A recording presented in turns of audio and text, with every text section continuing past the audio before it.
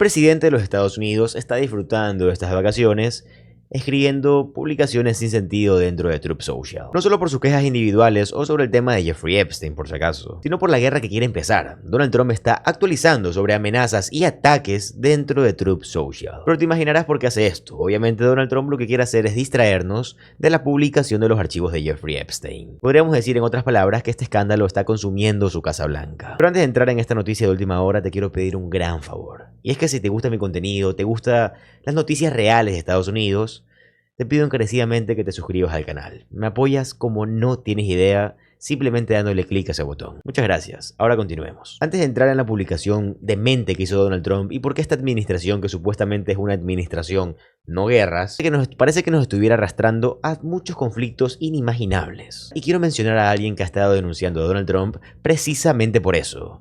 Y ese es Jason Crow, persona a la que Donald Trump continúa amenazando. I continue to believe that the boat strikes are outside of their legal authority. They have to come to Congress now. This has been happening for several months. This is way, way outside of the immediate authority that any president has to conduct self-defense operations. After a certain period of time, after 60 days, a president no longer has the ability to just do whatever he or she wants. You have to come to Congress and get that authority. We're way outside that window. It's time for Congress to get re-involved. But then there's also the issue of the conduct of the strikes themselves. You know, I'm a combat veteran. I did 3 combat tours in Iraq and Afghanistan. I saw the unedited video of that double tap strike is what it's being called in early September. That killed survivors. That killed survivors, and it was gutting to me because there was just no justification for that second strike. That is not who we need to be. That's not who we are as a country. That was an unlawful strike by any standard that I was trained and operated on when I went overseas. And I'm going to continue to push for accountability. The U.S. government keeps saying it's about going after narco-terrorists. That's how they are referring to people who are on these boats that they're striking. And so I keep wondering, though, if fentanyl's not really coming from Venezuela. We know, according to the Government Accountability Office, that's mostly China and Mexico. Why is Venezuela in the crosshairs? Why such a focus on Venezuela? Well, that's the question, right? They don't have an answer to that question because this clearly seems to be about an effort to force Maduro out, to push us towards regime change. That is the end goal here. Yeah, I do believe that is what they're doing, which is exactly why accountability in Congress matters so much. And you know, this idea that the boat strikes and what's happening more broadly within the Caribbean is about fentanyl and the war on drugs, that also is not the case, right? It's fentanyl that's devastating our kids, that's devastating our communities, that we need to actually have an effort and a strategy to end. This administration hasn't destroyed one single shipment of fentanyl. Fentanyl is coming via land routes and air routes, not via boats, right? They're hitting marijuana, they're hitting cocaine. That is largely not what is devastating our children and our communities, right? And at the same time, as they say that they're trying to cut off all these drug routes, the president goes and he pardons one of the biggest and most notorious drug dealers of the 21st century, right? So none of this makes any sense. The former president or former leader of Honduras. That's right. Let's switch gears because on Friday we saw the DOJ release some of the Epstein files. They were supposed to release all of them to comply with the law. Now we're hearing from Congressman Massey and Ro Khanna that they may try to bring inherent contempt proceedings against Attorney General Bondi. Would you support that move? And what did you make of what was revealed? Yeah, I would support that. I mean, the lawlessness of our Attorney General, of our FBI Director, of our Secretary of Defense continues unabated. Right. And I agree with your former guest that I don't believe we're going to see all these files until there's a different occupant in the White House. Right. Donald Trump has weaponized the federal government to his favor against his political opponents. Let's not forget the fact that me and Mark Kelly and several other members of Congress are currently under FBI inquiry for simply stating the law and reminding our service members what their obligation under the Constitution is. So this administration will weaponize the DOJ and the FBI against their political opponents, and then they'll use it to insulate themselves and their allies. And I am not holding my breath that we're going to get a full disclosure. Now, we're going to continue to push for that, and I will join all my colleagues, Republican and Democrat alike, who are willing to push for full disclosure because that is what the victims deserve. But this president is very clearly going to do anything possible to avoid accountability. Do you think you'll have Republican support? I'm not holding my breath for that either. I've been in Congress for almost 7 years now, and what I have learned is not to count on my Republican colleagues in Congress to do the right thing when it comes to Donald Trump. Esta administración no simplemente está cometiendo crímenes a diario, sino que lo está haciendo de la forma más tonta posible. Pero claro, ¿qué se puede esperar de una administración en la que tenemos a Pete Hegseth, por ejemplo, un hombre que antes de ser secretario de Defensa de Estados Unidos era presentador de Fox News? Un hombre que no está preparado, pero claro, es bueno para Donald Trump porque a todo lo que dice Donald Trump, Pete Hegseth agacha la cabeza y dice, sí señor, sí señor. Ese es el trabajo de Pete Hegseth. Claramente, si contratas personas con esta índole, no vas a tener genios trabajando para ti, ni una gran administración, ¿verdad? Lo único que vas a tener es una persona que es buena para hablar en cámara y ya, nada más. Absurdo, inquietante, la verdad, porque Estados Unidos tiene buenos elementos, pero bueno. Donald Trump. Lo interesante es que parece que Donald Trump recién se está dando cuenta lo mal formada que está su administración. Pero aún así, esto no le impide empezar un conflicto armado por más de 1 millón de razones. Por supuesto que lo hace para que no hablemos de Jeffrey Epstein, para que pueda expandir más su poder, su trágico poder. O tal vez lo hace porque simplemente ya perdió la cabeza totalmente. Pero esto es lo que Donald Trump publicó hace unas noches, lo publicó dentro de Truth Social. Esta noche, bajo mi dirección como comandante en jefe, los Estados Unidos lanzaron un ataque poderoso y mortal contra la escoria terrorista de ISIS en noroeste de Nigeria, quienes han estado atacando y matando brutalmente principalmente a cristianos inocentes a niveles nunca antes vistos en muchos siglos. Previamente advertía a estos que si no detenían la matanza de cristianos, habría un precio alto que pagar. Y esta noche lo hubo. El Departamento de Guerra ejecutó numerosos ataques perfectos, como solo Estados Unidos son capaces de hacer. Bajo mi liderazgo y país, no permitiremos que el terrorismo islámico radical prospere. Que Dios bendiga a nuestros militares. Donald Trump lo que quiere es fingir que es un hombre fuerte. Todos sabemos que su meta es llegar a ser un dictador, quedarse en el poder toda su vida. Bueno, lo que le queda. Él quiere decir, mírenme, mírenme, soy un hombre fuerte, pero no lo es. Y mucho de eso lo ha hecho de la forma más corrupta posible. Y Rachel Maddow desglosó todo esto de manera maravillosa. Miren, por favor. As we head toward the end of this first year of Trump being back in office, the corruption story in this country is becoming more and more central to people's understanding of what Donald Trump and the Trump-era Republican Party have to offer the country. I mean, people don't like what Trump is doing on immigration broadly. They don't like the cruelty. They don't like masked secret police roaming around in unmarked cars and grabbing people off the street on the basis of their race and shooting pepper balls at people and breaking people's car windows and chasing people into church parking lots and daycare centers. Yeah, it turns out people do not like that broadly, and that is why you are seeing protests against it in blue states and red states all across this country. But on top of that, we've learned from new reporting in the Washington Post in the last few days that the Trump administration also just fast-tracked $1 billion government contract for self-deportation promotion to a random pro-Trump donor whose company had never had a government contract before.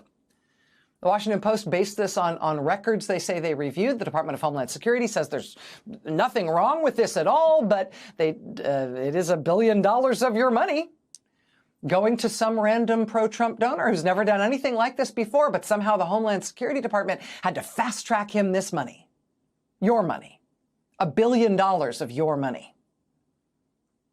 Remember the so-called border czar, Tom Homan? Used to be ubiquitous in threatening immigrants on behalf of Trump. The same Tom Homan who is reportedly on tape receiving $50,000 in cash, green money, in a fast food bag from Cava. He reportedly received this money from undercover FBI agents in a bribery sting that was mysteriously shut down once Trump got back into office. Tom Homan initially said he had done nothing wrong, but he refused to address what he had done with the money. He later said, oh, actually, he didn't take the money at all. But reporting first from MS Now, later matched by a number of other news outlets, led members of Congress to make some formal inquiries on this. Among the questions still unanswered about that reported bribery scam for Trump's top immigration guy is the question of whether or not Tom Homan actually did get the money. And if he did he actually keep the money? Did he keep the $50,000 he reportedly took in that paper bag in that FBI sting operation from undercover FBI agents on tape? Again, that's $50,000 of your money. 10 business days from today is the deadline for the Justice Department to hand over to Democratic U.S. senators a whole bunch of its records on that bribery sting, including the tape and any information the government has on what Tom Homan might have done with the 50 G's from the FBI that he reportedly accepted on tape, which he now says, oh, he never got it all. That said, there's more new MS Now reporting on the FBI's shepherding of its own resources under the leadership of Trump's hand-picked FBI director, a right-wing podcaster named Cash. That reporting might be a bit of a distraction from those other corruption allegations right now at the FBI. MS Now reporting that Patel has demanded that the FBI use specially configured armored BMW SUVs for driving him around because he likes them better than the Suburbans that all other high-ranking government officials use. MS Now also reporting that he tried to demand that the FBI should buy him new private jets because he thought the old ones were outdated. Heaven forbid he be seen in a government SUV like the other government agencies, right? Or that he be seen in an outdated private jet. It's so embarrassing. I mean, you can understand, though, why he might feel a little competitive. The Homeland Security Department did reportedly purchase 2 new private jets for Trump's Homeland Security Secretary, Kristi Noem, for $172 million of your dollars, right? Seems like a great stewardship of your money, right? How about the $15 million of your money that the U.S. military just handed to a little-known drone company soon after the president's son, Don Jr., was put on its board and given shares in that company? Weird. Their revenue like tripled in a few months after Don Jr. got on the board and got some shares. That's so weird. I wonder how they got that military contract. How about the $600 million that another Don Jr. company just got from his dad's Defense Department? It's, quote, biggest ever contract from the Pentagon.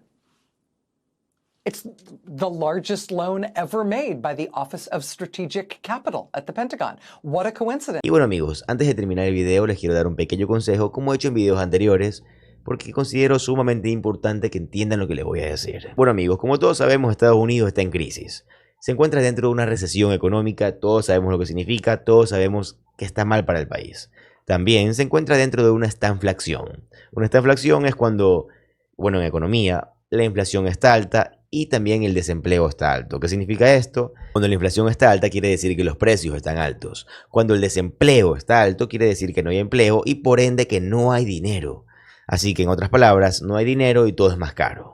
La vida es más complicada ahora. ¿Qué sucede? ¿Cuál es mi consejo? Mi consejo es que si tú tienes un empleo que de verdad es una bendición y tu empleo te permite tal vez ahorrar 100, 200 dólares al mes, que también es una bendición, quiero que escuches por favor lo que yo te aconsejaría que hagas. Lo que yo haría en tu papel y de hecho lo que hago en tu papel. Yo anotaría en un Excel todos tus gastos, todos. Las comidas que tienes, bueno, los básicos, la medicina, tu arriendo, gasolina, cosas básicas y necesarias para poder sobrevivir cada mes. Quiero que veas esa lista que acabas de hacer, que hiciste durante el mes, y vayas filtrando qué y qué no es necesario. Por ejemplo, tomarte un café afuera de tu casa todos los días.